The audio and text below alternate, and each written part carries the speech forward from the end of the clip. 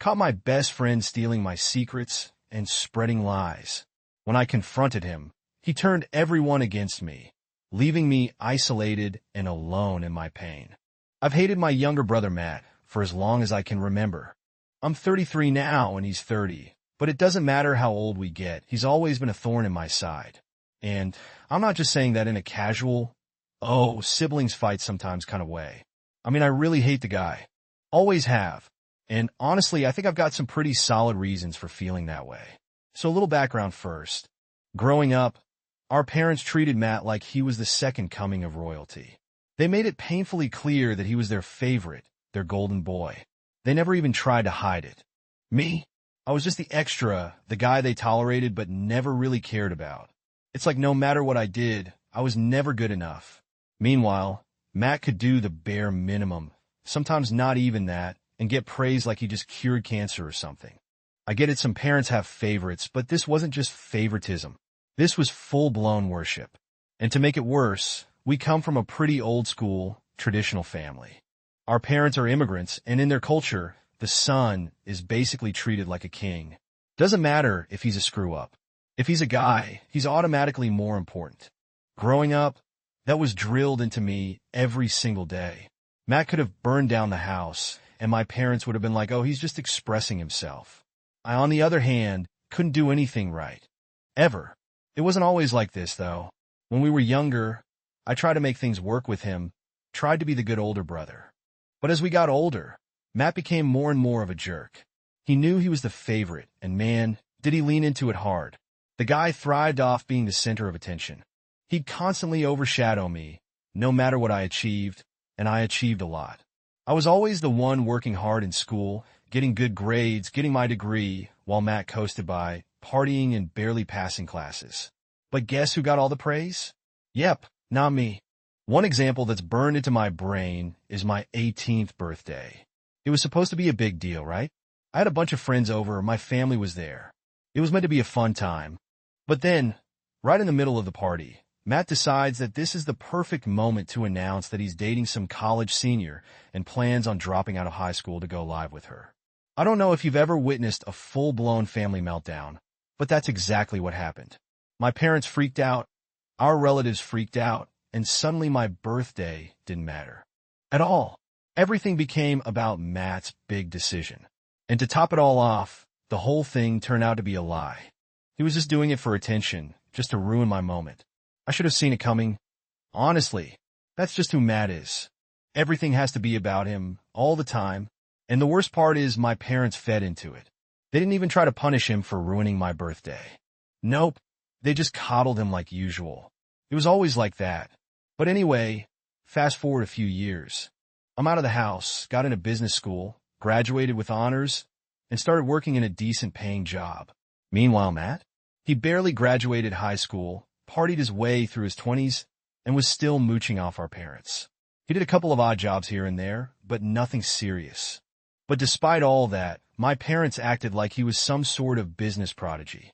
They even went as far as throwing him a huge going-away party when he pretended to move out for college. When I left for school, my parents threw a small dinner with like 5 people.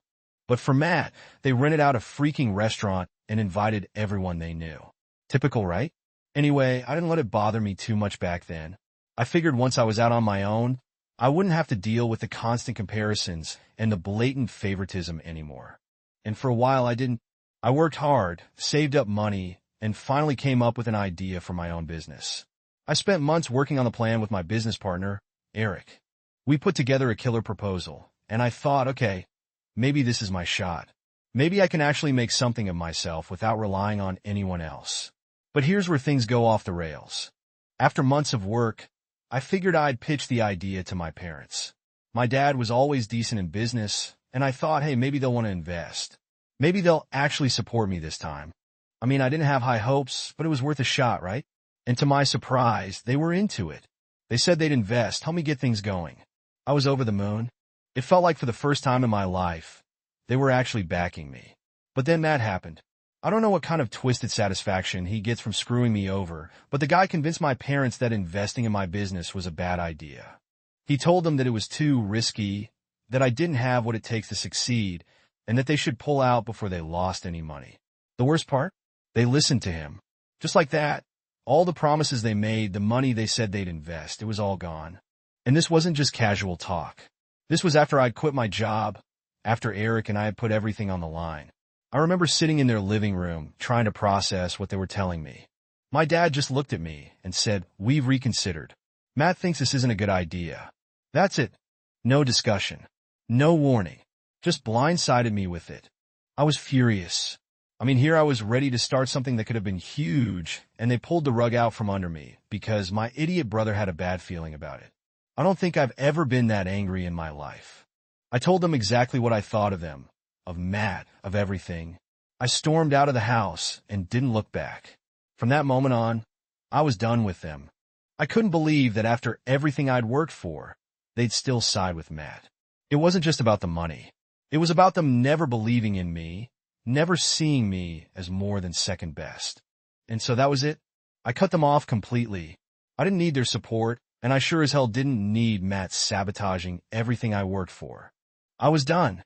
And looking back, it was probably the best decision I ever made. So after that whole disaster with Matt and my parents pulling out of my business deal, I was wrecked. Like seriously, I had no idea what to do next. I had already quit my job, and there was no going back to that. My business partner, Eric, was freaking out too. But he's the type of guy who tries to keep it together, you know? He just kept saying stuff like, "We'll figure it out, man." Even though I could tell he wasn't really sure how we were going to do that. Honestly, at that moment, I just felt completely screwed.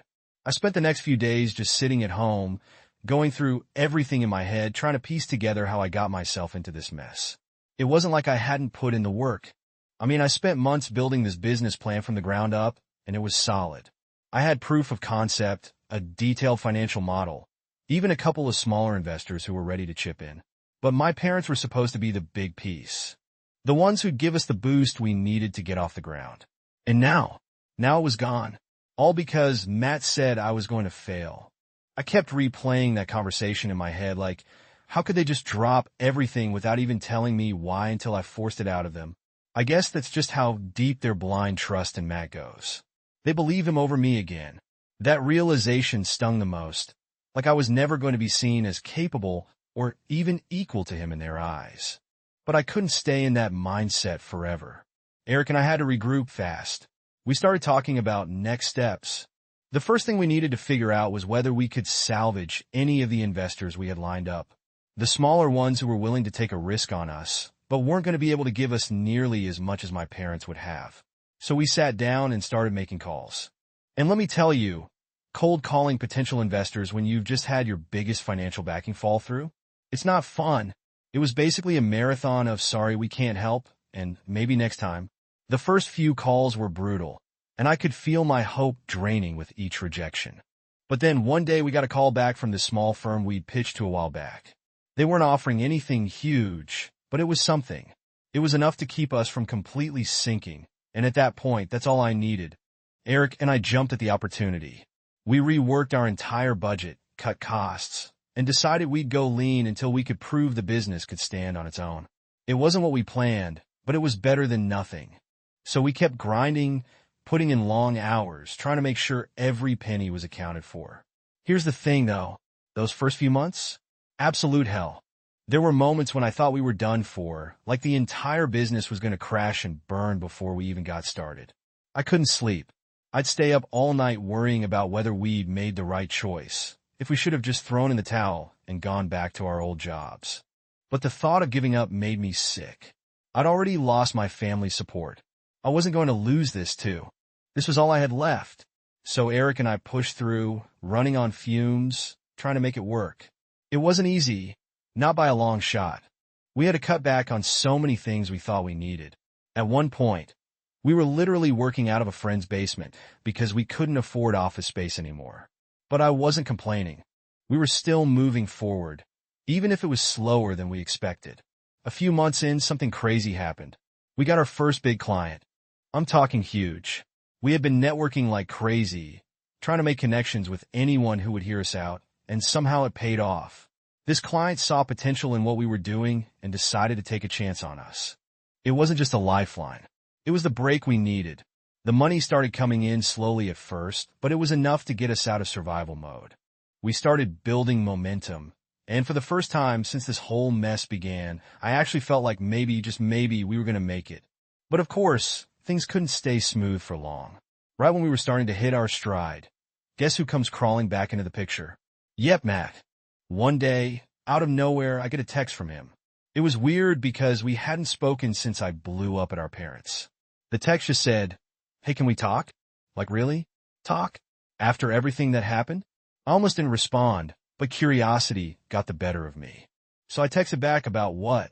He calls me, and I pick up, half expecting some apology or explanation. But nope. Turns out Matt had his own little disaster brewing.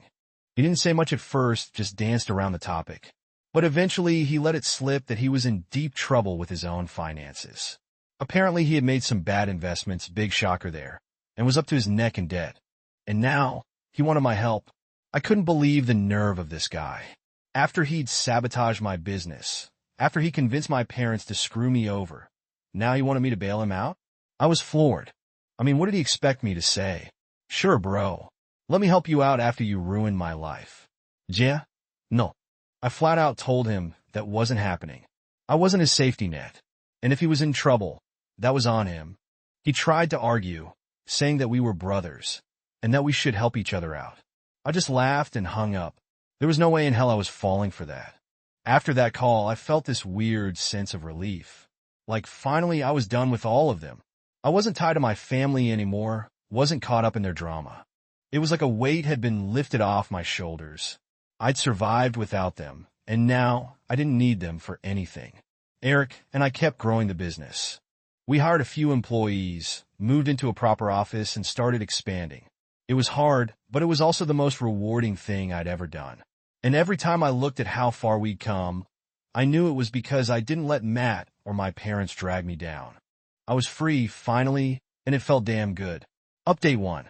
Alright, so let me tell you about the time my parents and Matt came crawling back into my life. By this point, I hadn't spoken to any of them in almost 3 years. After the whole business sabotage thing, I cut them off completely, and honestly, it felt great.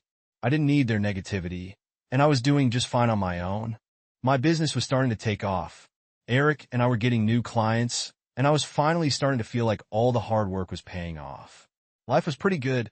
Then one Sunday afternoon, I'm just chilling at home, thinking it's going to be a quiet day. But suddenly, there's a knock at the door. Now, I wasn't expecting anyone, so I was kind of confused. I opened the door, and guess who's standing there? My parents. I kid you not, it was like seeing ghosts. I hadn't heard from them since that last argument where I told them to basically get lost. And now, here they were, standing on my doorstep like nothing had happened. At first, I didn't know what to say. I just stood there, staring at them, waiting for one of them to say something. My dad finally broke the silence, giving me this awkward smile and saying, "Can we come in?"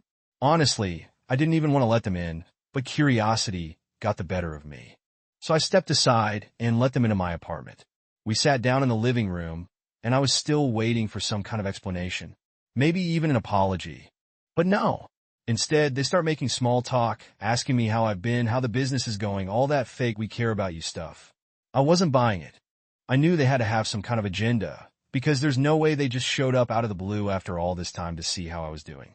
After what felt like forever, my dad finally got to the point. He looked me straight in the eyes and said, "We've been hearing about your success, your business. It's doing well, isn't it?" The moment those words left his mouth, I knew exactly where this was going. I just nodded, staying silent because I wanted to see how far they'd take this.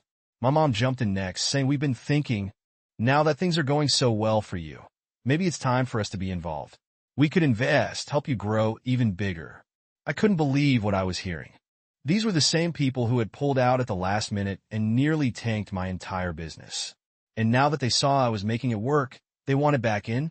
I didn't know whether to laugh or scream, but I kept my cool. I looked at them and said, "You want to invest in my business? Now? After you bailed on me when I needed you the most?" My dad tried to explain it away, saying something like, "Well, we weren't sure back then, but now we can see you've proven yourself." As if that was supposed to make everything okay. I wasn't having any of it. I told them flat out that I didn't need their money and that I wasn't interested in their support. I reminded them how they left me high and dry when I was desperate for help. And now that I was succeeding without them, they wanted to ride the wave. The more I talked, the more uncomfortable they got. My mom started tearing up, saying, "But we're your parents. We just want to be a part of your success." I wasn't falling for that guilt trip. I could see right through it. They didn't care about me or my success. They cared about being associated with it. They wanted the bragging rights, the chance to tell everyone that they had a hand in building something great, even though they had nothing to do with it. I stood up, signaling that the conversation was over. I told them they could leave and that I had nothing more to say. My dad, looking frustrated, tried one last time to convince me. He said, "You don't understand. We're family. You're supposed to let us help." That's when I lost it. I snapped and said, "You weren't family when you bailed on me, so don't pull the family card now." I told them that they had made their choice years ago, and now they had to live with it. They weren't getting a second chance to screw me over. At that point, my mom was full on crying, saying things like, "I always knew this would happen. You've changed. College changed you. You're too independent now." She said they never should have let me go to school, that if I had stayed home, I would have known my place and wouldn't be acting so ungrateful. I just stood there, speechless for a second. It was like everything she said confirmed what I'd always known. My success wasn't what they cared about. What they really wanted was control. If I had failed, I would have been dependent on them. And that's what they wanted. They couldn't stand the idea that I had done it without them. I told them to leave one last time, and this time my dad finally got the message. He stood up, pulling my mom up with him, and they left without another word. As soon as the door shut behind them, I felt this weird mix of relief and anger. I was glad they were gone, but part of me couldn't believe how blind they were to what they'd done. You'd think that would be the end of it, right? But no, Matt had to get involved. A couple of hours later, I get a call from an unknown number. I knew who it was before I even picked up. It was Matt. He started going off immediately, accusing me of disrespecting our parents and saying that I owed them an apology. He was talking like I had committed some crime, telling me that I needed to make things right with them because they raised me and that I wouldn't be where I am without them. I couldn't help but laugh. I told him straight up that I didn't owe them anything, least of all an apology. I reminded him of how he sabotaged me, how he convinced them to pull their investment, and how I had made it without any help from them. He didn't have much to say after that, just a bunch of weak excuses about how he never meant to hurt me and that family should stick together. I hung up. I didn't need to hear any more of his BS. I was done with all of them. They made their choices, and I made mine. After that day, I blocked all their numbers. I didn't want to give them another chance to weasel their way back into my life. And honestly, I've never looked back. I built something on my own without them, and I wasn't about to let them take any credit for it now. That's the thing with family. They think they can mess with you, but when you finally stand up for yourself, they act like you're the problem. Well, not anymore. I'm done with them, and I'm better off for it. Update 2, alright, so after that last stunt with my parents showing up at my place, I thought things would calm down. I figured after I told them to get lost, they'd finally take the hint and just leave me alone. But man, I was wrong. Turns out the story wasn't quite over yet, and it was Matt who came crashing down this time. So, a few weeks go by, and everything's pretty quiet. Business is going well. Eric and I are busy with new clients, and honestly, life's good. I hadn't heard a word from my parents or Matt since I blocked them, and it was honestly like a weight had been lifted off my shoulders. No drama, no guilt trips, nothing. Just peace. But of course, peace doesn't last long when you've got a brother like Matt. One day, out of the blue, I said it, sorry, I get a call from a mutual friend, Jake. Now, Jake's not really in my close circle or anything, but he's one of those guys who keeps in touch with everyone. He's the type who knows what's going on in people's lives, whether you want him to or not. Anyway, he calls me up and says, "Hey man, did you hear what's going on with Matt?" Now my first thought was, why the hell would I care? But Jake's the kind of guy who can't keep anything to himself, so he starts spilling the details without me even asking. Turns out Matt's life was going down the drain. And when I say down the drain, I mean fast. Apparently his whole business that he'd been bragging about to my parents for years? Yeah, that was a complete lie. He wasn't running anything. He'd been living off loans and handouts from my parents and, get this, racking up a massive amount of debt. I knew Matt wasn't exactly the most responsible guy, but even I didn't expect things to be this bad. According to Jake, he had made some really bad investment choices, surprise, surprise, and had lost most of the money he got from my parents. He had also borrowed a ton of cash from shady places, and now the whole thing was catching up with him. Debt collectors were knocking on his door, and he had no way to pay them back. I couldn't help but laugh when Jake told me all this. I mean, this was the same guy who had convinced my parents to pull out of my business because he thought I'd fail. And now look who's drowning in debt. Karma's a funny thing, huh? But here's the kicker. My parents had no idea how bad things were for Matt. He'd been hiding the whole mess from them, still pretending everything was fine. They were under the impression that he was some big-shot entrepreneur when, in reality, he was barely hanging on. I guess that's why he was so desperate to get involved in my business. He saw it as his way out, his way to cover up the disaster he'd created for himself. Anyway, after Jake fills me in, I just go on with my day. It wasn't my problem, and I wasn't about to get involved. Matt dug his own grave, and I wasn't going to be the one to pull him out of it. But of course, things didn't stay quiet for long. A couple of days later, I get a frantic call from my mom. She's crying, which wasn't exactly a shocker at this point, but she's going on and on about how Matt's in trouble, how he's in over his head with money issues, and how they're losing everything because of him. I didn't say anything at first, just listened as she went on about how they had bailed Matt out of debt multiple times, and now they were struggling to keep up. My dad had even started dipping into their retirement savings to cover for Matt. They were about to lose their house because they'd taken out loans against it to keep Matt afloat. It was a complete financial nightmare. Then she hit me with it. She asked if I could help. Yep. After everything, after all the crap they put me through, my mom actually asked if I could help Matt. She didn't even try to sugarcoat it or make it about family. No, she straight up said, "We need money to help Matt out of this situation." I just sat there for a minute, trying to wrap my head around the fact that she was even asking me this. I told her flat out that I wasn't giving them a single dime. I wasn't about to bail Matt out of his mess, and I sure as hell wasn't going to let them guilt trip me into it. I said, "You chose him over me every single time. Now you can deal with it." My mom didn't take that well. She started crying harder, going on about how they were going to lose everything and how Matt didn't mean for things to get this bad. But I wasn't budging. I told her they made their choice when they backed Matt and screwed me over. Now they had to live with the consequences. After that call, I thought maybe, just maybe, they'd finally understand where I was coming from. But nope. The next day, I got a text from my dad asking if I'd reconsider. He tried to hit me with the whole family helps family line, saying that Matt needed me and that they were all in this together. But I knew better. This wasn't about family. This was about them refusing to admit they'd been wrong about Matt. They were trying to clean up his mess, just like they always had. And now that they were sinking, they wanted me to jump in and save them. I didn't respond to the text. I didn't need to. They could keep digging that hole if they wanted to, but I wasn't about to jump in after them. A week later, I heard through the grapevine that Matt had to sell his car to pay off some of his debts.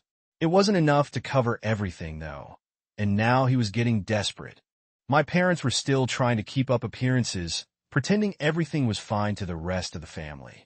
But I knew it was just a matter of time before the whole thing collapsed. And honestly, I didn't feel bad for him. Not one bit. Matt had spent his whole life coasting by, relying on everyone else to clean up his messes. He had sabotaged me, lied to our parents, and now he was paying the price. The last I heard, Matt was considering moving back in with my parents because he couldn't afford rent anymore. They were scrambling to keep their house, barely making ends meet because they were still bailing him out at every turn. It was honestly pathetic. But here's the thing. I'm not going to be the one who saves them. I've built my own life, my own success, and I've done it without their help. If they want to keep sinking money into Matt's bottomless pit, that's their choice. But they're not taking me down with them. And that, my friends, is what happens when you put all your faith in the wrong person. Update 3. So, after everything that went down with Matt and my parents, you'd think that would be the end of it, right? Like, surely they'd finally realize I wasn't going to swoop in and save them from their mess. But of course, that's not how things work in my family. I swear, every time I thought I'd cut ties for good, something would pull me right back into the chaos. A couple of months after I told my parents I wasn't helping them with Matt's financial disaster, I got a call from my Aunt Linda. Now, Aunt Linda's always been the one person in my family who I actually liked. She was more down-to-earth and never really bought into the whole Matt is a genius narrative my parents pushed. So when she called, I figured it might be something important. The first thing she said when I picked up was, "You might want to sit down for this." And that's never a good way to start conversation, right? I wasn't sitting, though, and I told her to just spit it out. That's when she hit me with it. "Your parents are selling their house." At first, I wasn't sure if I heard her right. Selling the house? The same house they had sworn they'd never leave? The one they'd spent years telling everyone would stay in the family forever? I asked her why, but deep down, I already knew. Turns out things had gotten worse for Matt. Like way worse. He hadn't just racked up debt with some sketchy lenders. He was now being sued by one of the businesses he tried to partner with. And my parents had no choice but to sell the house to cover the legal fees and whatever was left of his debts. I didn't even know what to say. I just sat there listening to Aunt Linda lay out the whole mess. My parents were in total denial, apparently still convinced that Matt was just going through a rough patch and that things would turn around for him. They were selling their house, their retirement savings were gone, and they still thought Matt would somehow get back on track. It was crazy. My parents had always been pretty stubborn, but this was next-level delusion. I mean, they were literally throwing away everything they had to save a guy who didn't care. And the worst part? Matt wasn't even living with them anymore. He'd skipped town, probably to avoid all the people he owed money to. I asked Aunt Linda why she was telling me all this. Like, what did she expect me to do about it? And that's when she dropped another bombshell. My parents had been telling the rest of the family that I was the one refusing to help them, that I was the selfish son who wouldn't lift a finger to save the family home. I felt my blood boil. I couldn't believe it. Here I was, minding my own business, staying out of their mess, and now they were dragging my name through the mud to cover for Matt's screw-ups. Aunt Linda said she didn't believe them, but apparently a lot of the family did. I guess it was easier for my parents to paint me as the villain than to admit they'd screwed up by putting all their faith in Matt.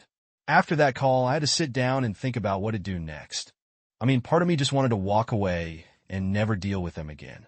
But another part of me was pissed that they were smearing my name to cover up their own mistakes. So, I decided to take matters into my own hands. I called my parents. I hadn't spoken to them since they asked for money months ago, but I needed to hear their side of the story.